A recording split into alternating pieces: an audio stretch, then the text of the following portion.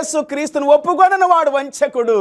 శరీరధారిగా వచ్చాడని ఒప్పుగారు, యేసుప్రభు బోధ ఒప్పుగారు, యేసుప్రభు చెప్పింది చెప్పకుండా వేరే బోధ చెబుతూ ఉంటారు, వేరే మాటలు చెబుతూ ఉంటారు, వేరే విధంగా నడిపిస్తారు పబ్లిక్ని.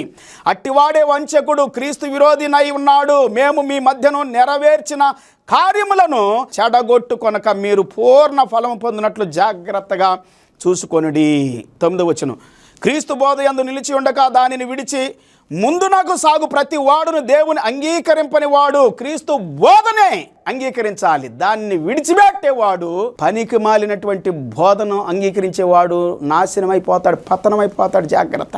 ఆ బోధ యందు నిలిచి ఉండేవాడు తండ్రిని కుమారుని అంగీకరించువాడు. ఎవడైనను ఈ బోధను తేక మీ యొద్దకు వచ్చిన ఎడల వానిని మీ ఇంట చేర్చుకొనవద్దు, శుభమని వానితో చెప్పనవద్దు.